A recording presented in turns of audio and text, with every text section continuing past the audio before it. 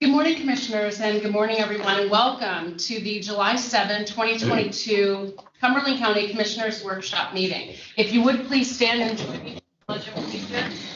I pledge allegiance to the flag of the United States of America and to the republic for which it stands, one nation, under God, indivisible, with liberty and justice for all.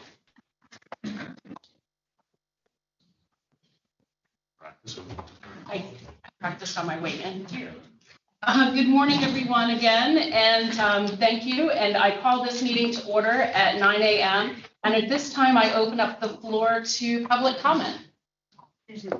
Seeing none and hearing none, we'll move on then to agenda item number 3, and I'll call on Tammy Bender to discuss resolution 2022-14. Tammy? Good morning, Commissioners. Finance has one budget resolution up for approval. The general fund is increasing revenue and expenditures by $675,000. The planning department received 2 grants, the Community Clean Water Action Plan and Countywide Action Plan Implementation Grant, which was $575,000. And the second grant was for the National Fish and Wildlife Foundation grant for $100,000. Any questions for Tammy? No. All right, thank you, Tammy. We'll move on then to agenda item number 4, which is contracts and grants. Section 1A through G are contracts that are either existing contracts, extensions, or addenda with no additional cost or increase to the county. Commissioners, any questions about any of those contracts? No. No. All right. We'll move on then to section 2, and these are new contracts, vendors, services, grants, or contracts with an increase or decrease to the county. And first up, I'll call on Jamie Reiber from Children and Youth. Jamie?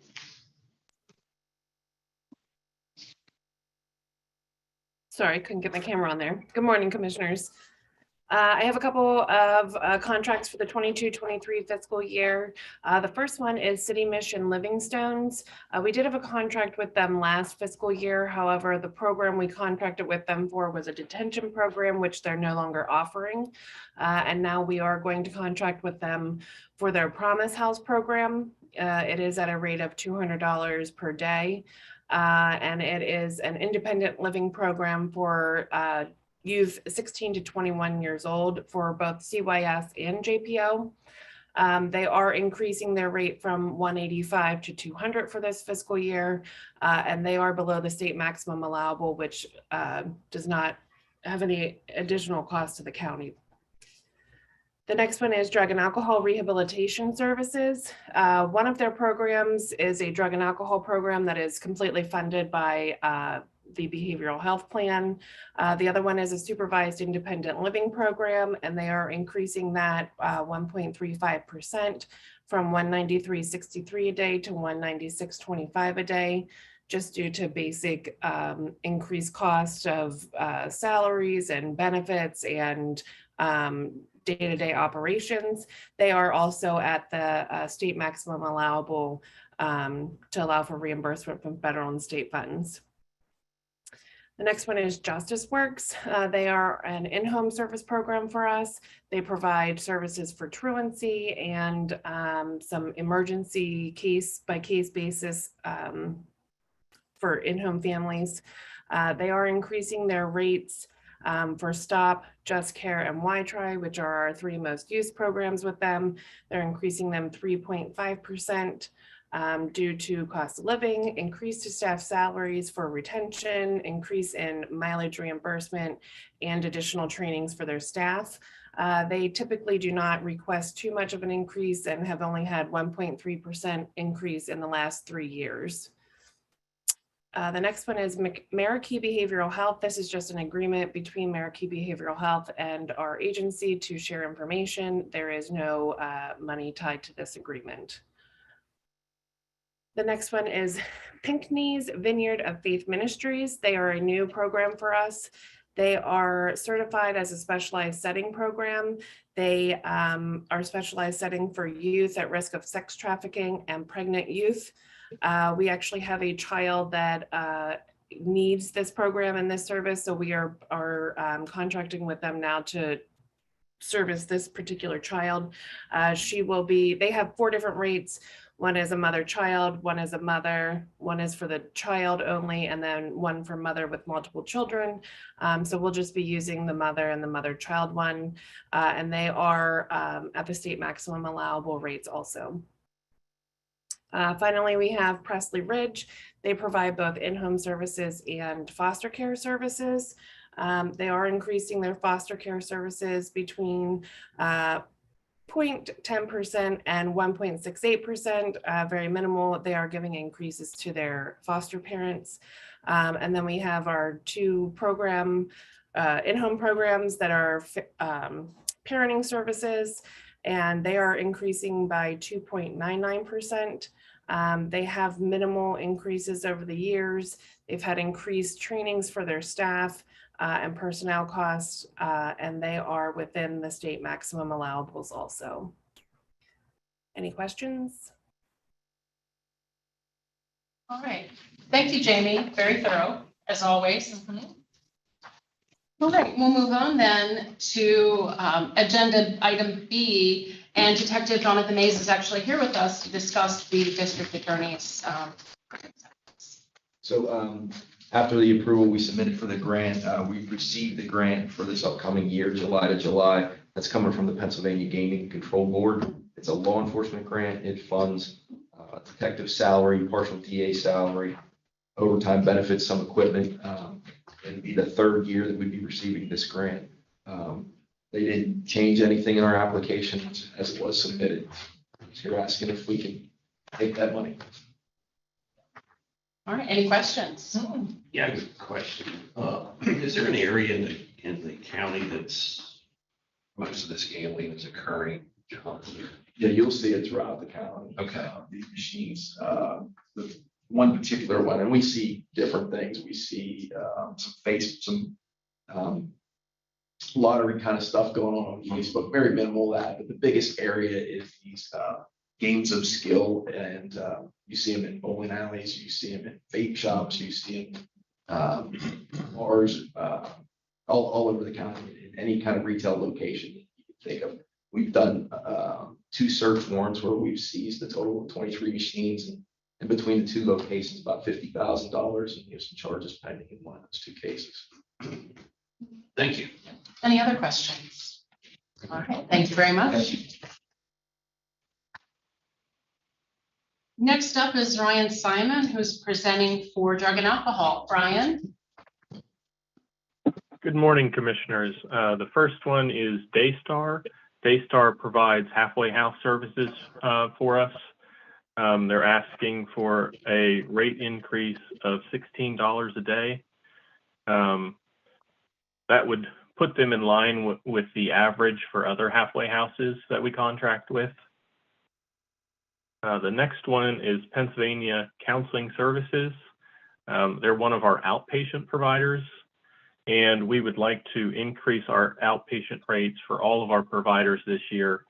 The last time we had increased our outpatient rates was back in fiscal year 18-19. So it's been quite a number of years. And they've had increases in salaries, of course, like just about everyone else. And DDAP had done some ASAM realignment, which added some of the cost for our outpatient providers. So we'd like to increase those rates. Any questions? No. All right, thanks, Ryan. Thank you. Next, we have facilities management, and Yvonne Swarner is here to explain the contract for us. Good morning, commissioners. I am here asking for approval for a contract with C.N. Fishy Architectural and Engineering for professional services. It's engineering services that are required for the 417 Village Drive project that we have. And the services would include architectural, structural, and mechanical and electrical drawings. The cost is $22,900. Do you have any questions? I actually do have a question, Yvonne, and I believe I know the answer, but I'm going to ask you anyway. This is all part of the capital that was Right. approved previously. Okay, Right, it is part of the Friedman Capital Project. thank you. Thank you. All right, next we have Annie Strite, who is presenting MHIDD. Annie? Yes, good morning, everyone. I have early intervention contracts this morning, 5 for the prior fiscal year, 21-22, and 2 for the current fiscal year, 22-23. The first will go through the prior fiscal year amendments. And the first one is for building blocks therapy, and they're requesting an increase of $9,084. And all of these are based on additional services that have been needed to be rendered for children birth to 3. So the first one is building blocks, and they provide occupational and physical and speech therapies and special instruction. Brings their total contract to $99,775. The second contract is for early intervention specialists, and this amendment is a request to increase by $5,299. And again, it's for increased authorized services for children birth to 3. They provide nutrition support, occupational and physical, and speech therapies and special instruction.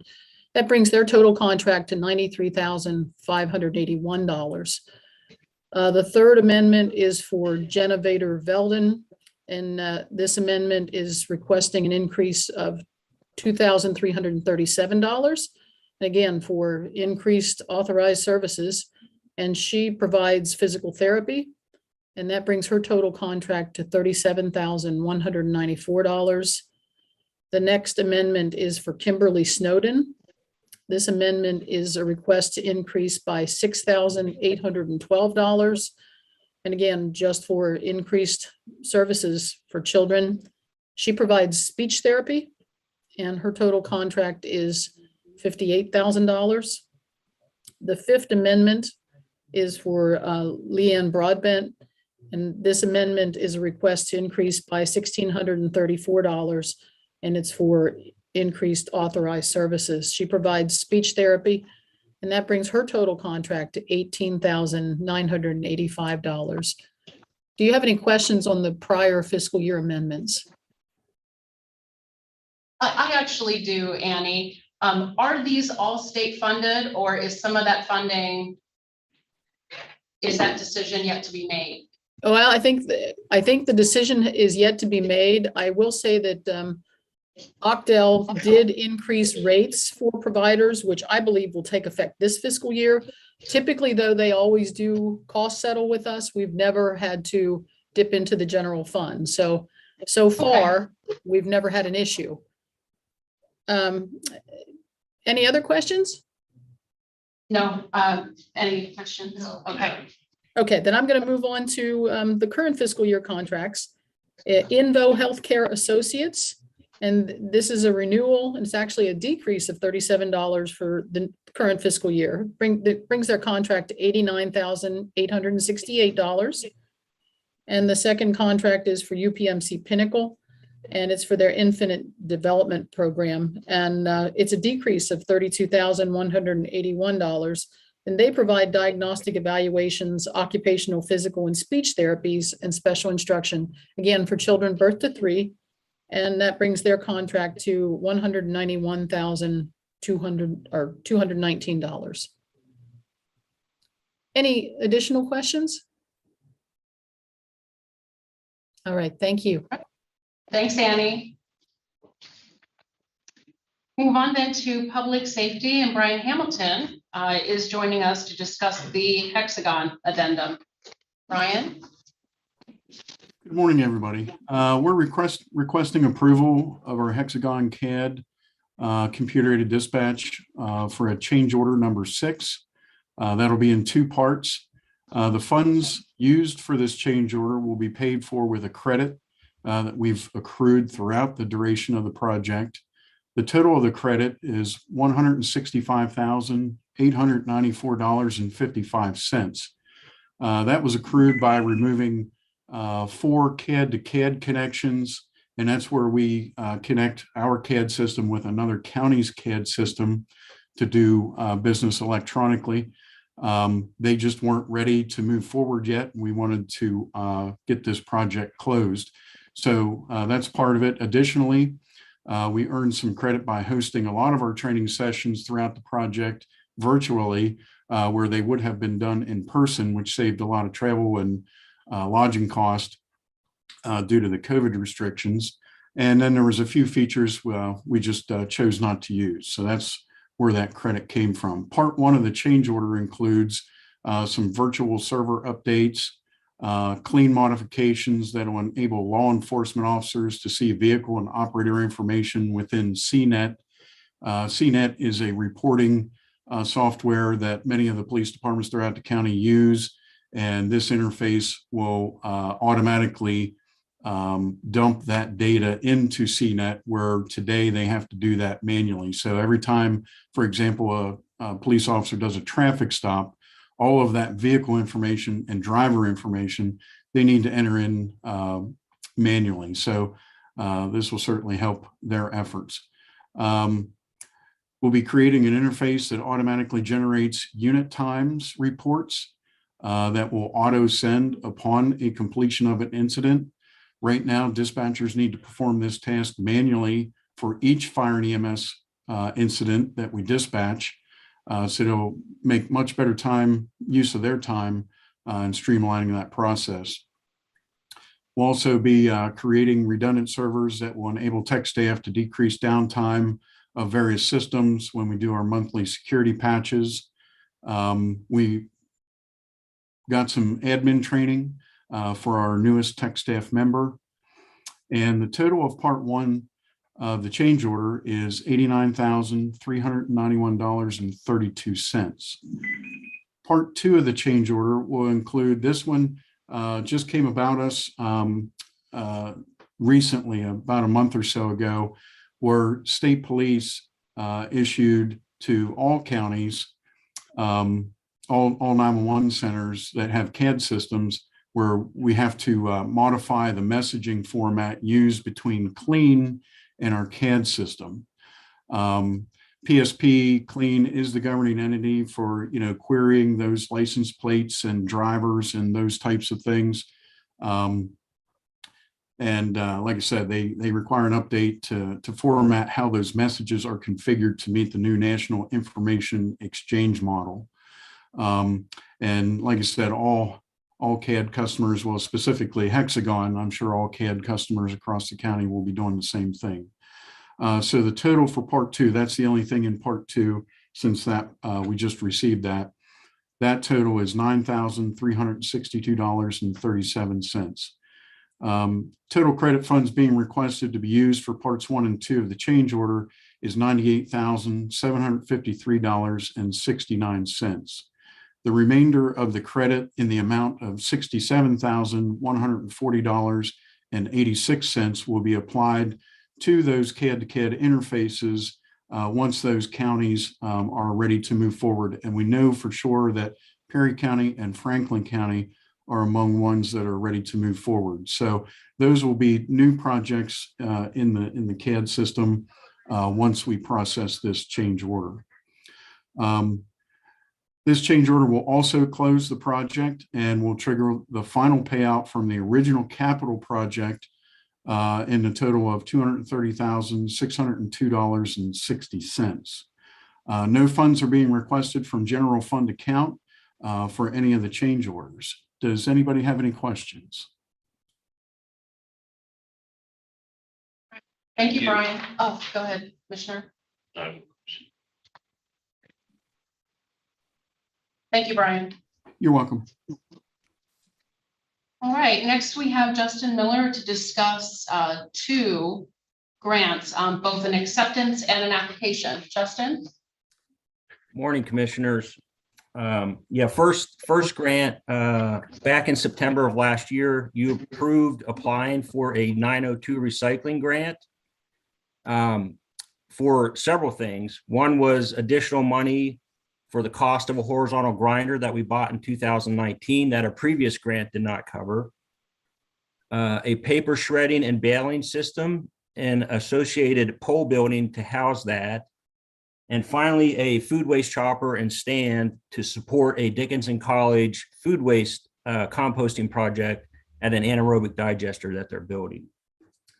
The total approved costs were $384,529. DEP chose us or they're choosing to award us the full amount that we asked for. So their share, it's a 90-10 grant, would be $346,000 and our match would be $38,453. So we're at the acceptance phase. If you choose to accept this, it will then be finalized, and then we will have 2 years to complete the scope of work and seek the 90% reimbursement. And this is my first experience with an e-grant. They do want it signed electronically. And Gary, I just saw an email yesterday or the day before stating that it is ready for signature if you approve, if you guys approve this. And then I think, Stacy, you will have to sign it as a witness electronically as well. Good. Which office is that coming from? I want to be on the lookout for it. That comes from DCED. It came from a gentleman named Scott Nolde. Yeah. Okay. That's good. Thanks. Yeah, he's very good about sending the email telling you that you've gotten an email, which I think everybody appreciates. Yeah. So yeah, This is very exciting. You're probably more familiar with e-grants than I am, but if there's anything I can do to help you, let me know. Thank you. I feel like you've come here and you've talked about our paper shredding. And so this has just made my day. Yeah. This is great. So. Ready for the next You have a item? high bar for your next topic, I have to say. Okay, second grant. This is the standard reimbursement grant for the household hazardous waste event. This is for the June 4th event. We have to let them know how much material we collected, which was 24,277 pounds from 233 people. And then the total eligible costs for that event was $20,810.63. So 50% of that is $10,405.31. We are asking for that money to be reimbursed to us. Any questions for Justin? Thank you, Justin. Okay. That concludes contracts and grants, and so we'll move on then to the rest of the agenda, and I'll actually be calling on Justin to discuss agenda item number 5, which is related to the draft waste management plan. Yeah, so I sent you a general summary email of the plan a little earlier, so I'll try not to bore you with too many details, but every county is required to have a waste management plan. The main focus is ensuring that we have disposal capacity for waste generated within our county for the next 10 years. This county has always done that by contracting or entering into agreements with either publicly or privately owned disposal facilities. That is the approach we have taken here. The meat of the plan, there's, I think, 13 sections which follow DEP's guidance, technical guidance for developing plans. The meat, in my opinion, is really in sections 3, 4, 5, and 7.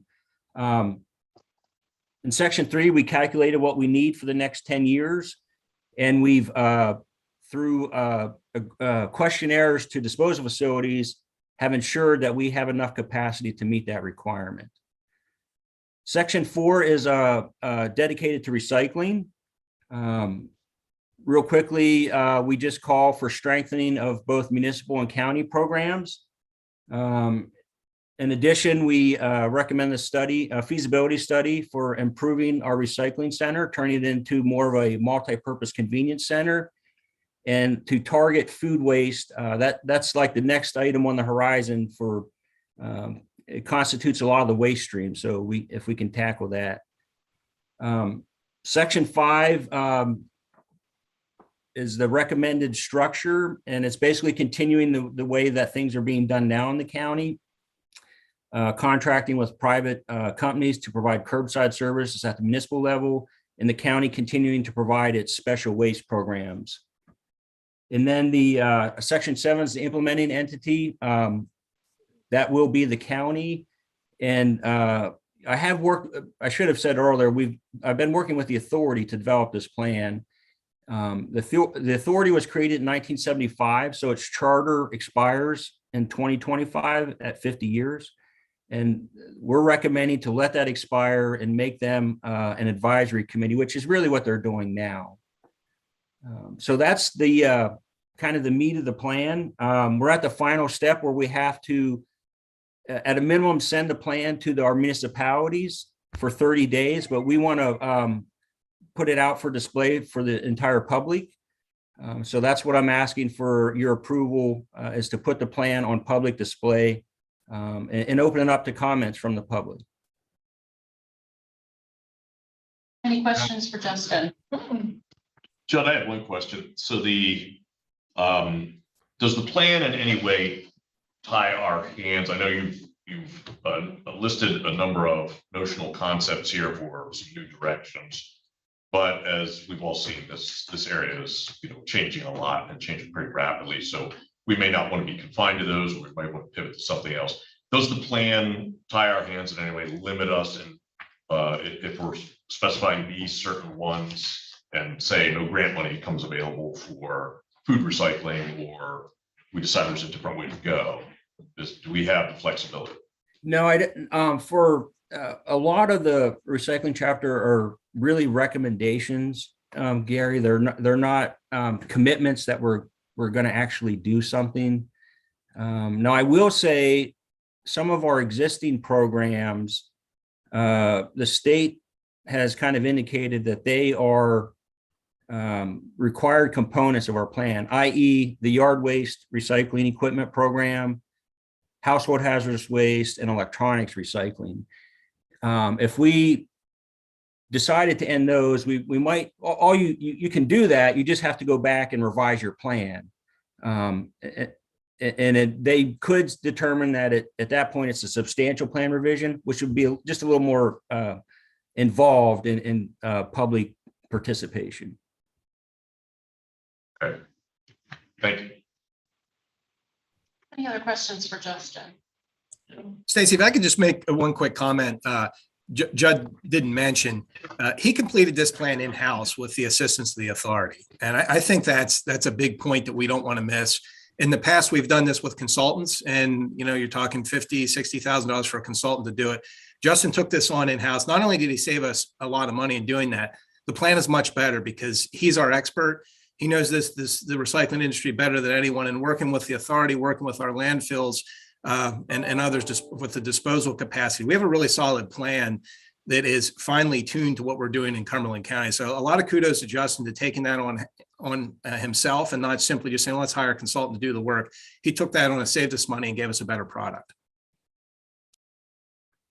Thank you for mentioning that. And I will also mention, I recently took a few items over, some electronics, and Justin, you run a very tight ship. Everybody was so polite, especially when I was trying to drop off an item that was not acceptable. I got several apologies, which I thought was really nice. I'll recycle it elsewhere, but seriously, really great team. Thank you very much. Thank you, both of you. We'll stop embarrassing you now. Okay. All right, that takes us then to Kirk Stoner, who is to discuss agenda item number 6, which is related to our local bridge program. Kirk? Sure. Commissioners, on June 8th, you approved our Cumberland County Local Bridge Improvement Program. I prepared agreements for our municipalities that are participating in that, had Keith review those. We sent them out to all 3 municipalities. This is the first agreement signed by Silver Spring Township. Very quickly, actually, I sent it out in the morning and I had the signed version back later that day, which I think speaks to the popularity of what we're doing. We're still awaiting agreements from South Middleton Township and Lower Frankfort Township, but they are underway. So this is the one that would be up for your review and approval on Monday. Any questions for Kirk? All right, thanks, Kirk. All right, that takes us to agenda item number 7, which is Commissioner's Liaison Reports. And I'll start by calling on Commissioner Eichelberger. Okay, a few things here. Of course, we just heard from Justin regarding recycling. So we got the grants done, the management plan moving forward in our court at this point. MHIDD still waiting to hear regarding the budget. No news there. That's everything I'm hearing is that's being hashed out behind closed doors by leadership, and nobody seems to know anything in terms of progress. Some people claim they know, but they probably don't. And he did remind me the Human Services Block Grant is the redevelopment of that's underway. All the human service departments will hear more about that, but they're actively working on that. Just back to the budget for a second, she did let me know that their advocacy effort, which emphasizes volunteers and consumers, is ongoing and continues. So until we have answers, that'll continue. So on the Human Services Block Grant, that's due with the Commonwealth by August 19. There'll be several opportunities for public input, and of course, the commissioners will be part of that process as well. Public hearing is not yet scheduled, but I think she's working with Stacy already in terms of getting that scheduled. So on CADIC, there's a lot of activity. So we have a site selection opportunity and working closely with the governor's action team, and Janet's doing a very nice job in handling that. We have some background information and stuff we have to gather, and we're working on that. We have a meeting set up with the consultant for the Cooperative Economic Development Strategy, the CEDS project. Each county gets a meeting, and our executive committee members are all invited to meet with the consultant. It's scheduled, I believe, next week. And I know Mr. Chicatano and Janet Anderson are going to be attending. They asked me to attend. I'm going to do my best to attend that. I don't know if other executive committee members are available, but that we're looking forward to that, and making sure Cumberland's voice is heard in that regional program. And hopefully we get some good results out of that. So the main function of activity right now is we started the second round of all the planning task group meetings. That started last week, and we've had 2 of those meetings so far. There's one on for tomorrow and one early next week. And Monica Gould is our consultant. That she did a great job pulling together all of the input from our stakeholder group and the task force members. And we'll be moving on to the third round after that. But we are winnowing down the various goals and things that'll help Janet understand what specific projects we're going to do and what kind of staffing they need to do that. So that restructuring is moving right along. Kirk Stoner's been real helpful with that, especially with the meeting that we had this week on small business and innovation. So we had to reach back into the past regarding some of the previous history on lending programs and our eligibility and such. So kudos to Kirk. Appreciate his help on that. So fits that into his busy schedule. You probably saw the one email that came out regarding a board member. We've been substantially involved in the board development effort there that has been overdue for a while. And we're going to be providing a list of names. I think the executive committee has yet to meet to finally approve those and to decide how those are going to be presented and for which terms. But it's worth noting we've really upped our game. We've got some excellent individuals who are interested in joining the board, and one of which is I met with yesterday, a gentleman who heads up the management consulting division for Deloitte. We've been trying to get Deloitte more involved. Big international company, substantial local presence, just great resources. So they're very excited to join. We've been working on that for a while, and I think we've got the right person. Very much looking forward to adding him and some of the others whose names will be coming forward shortly for boards and committee, for the board and as well as committees. So real sign of confidence that CADIC is going to continue to have a significant presence here, and our business and organizational community definitely want to be part of that. So that's all I have. Thank you, Commissioner. Commissioner Fauci. I have a couple of things. Did not have any official meetings in the past week since I returned from vacation. And I want to thank Commissioners Eichelberger and DeFilippo for handling my assignments, including hats and the library system. So I will remind Cumberland County to use the library. It's a fantastic place. We are full on into our summer reading program. I had a very interesting conversation with Senator Casey's office earlier this week. And Ben Martin of that office brought to my attention that in President Biden, the bill that President Biden just signed on gun regulation, hidden in it, and there's been very little focus on it because the day after the bill was signed, Roe v. Wade was of course done away with in this country, and that has sucked up all of the attention. But there is a provision in that bill for very serious mental health funding from the federal government. And so Senator Casey's office is going to be pulling that information for us so that we can be ready to take advantage of that funding when it comes our way. And I did also express to that office how nice it would be if the county could just get that money directly instead of it going to the state so that we could wait for them to bestow it upon us. So I made sure that I let that be known. I attended the Community Partners for Change meeting earlier this week, and Commissioner DeFilippo, I hope I'm not stepping on your toes when I put these numbers out there, but they went over the homeless numbers in Cumberland County, and these are the stats as of June 28th. Category 1 homeless in Cumberland County, there are 255 households that are Category 1 homeless. These are 459 individuals, roughly 142 of whom are children. 88 households are in shelter, 116 are currently outside or in places not meant for habitation. 115 of those households are headed by a person with a disability. 32 of those households are chronically homeless, and 12 are self-identified as veterans. And each of those people have been contacted by a veteran service organization. And the message was that the homeless problem is anticipated it's going to get worse. As the price of rent goes up, people will not be able to pay rent, and there are many landlords who are no longer interested in renting to their current tenants. And so people are just kind of being evicted by not having their lease renewed. So I think that that's something worth bringing up. And that is all I have. Thank you, Commissioner. Commissioner DeFilippo. Yeah, thank you, Stacy. First of all, Commissioner Flashy, you're not stepping on my toes.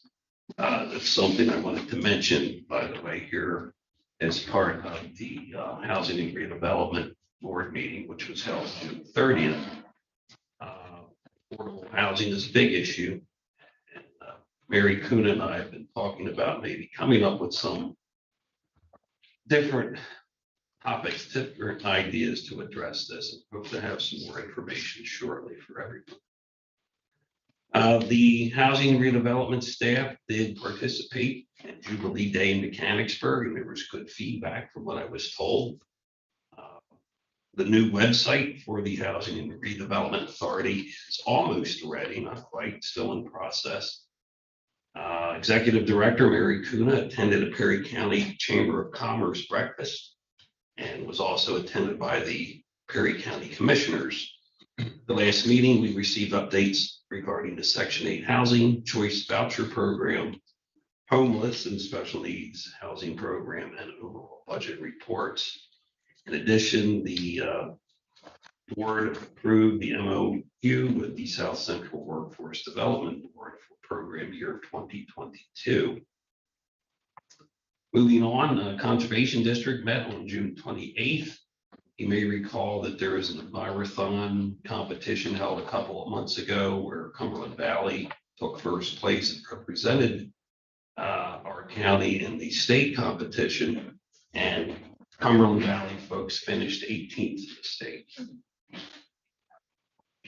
Dirt, gravel, and low volume road improvement grants were approved by the Conservation District for Cold Springs Road in Dickinson, Beetham Hollow Road in Penn Township, and Oakville Road in North Newton. The Conservation District is also looking at a cover crop pilot program, which would be done with a drone. This drone is about a 200-pound device that would actually be used for planting the cover crop. I have more information on that. And also the Chesapeake Bay program verification has begun. And so far in Cumberland County, there have been no issues found regarding the BMPs that have been put in place. And that's it, Stacy. Thank you, Commissioner. Before you go, I apologize. I did mean to mention the HATS meeting Commissioner Foshee mentioned, so I was in attendance there. As expected, there was nothing particularly extraordinary there. I left my notes on my desk, so I'll provide a written summary to everybody after the fact. But I would mention that the PennDOT rep specifically mentioned that there are Carlisle projects that are underway, and there's going to be more progress on that ongoing this summer. And also that they, because of some of the new federal revenues, they've been able to move a number of the TIP projects, transportation improvement, the 4-year plan. They've been able to move a number of projects forward and off of that list. So we're going to be looking to repopulate the TIP list. And of course, that's a pretty involved process, but that'll be, I guess it's underway now, but that'll be getting underway in earnest soon. So that's definitely sounds like substantial progress. That's all. Thanks. Okay, thank you. Thank you, Commissioners. We'll move on then to agenda item number 8, which is other business. Is there any other business to come forward today? Hearing none, we are adjourned.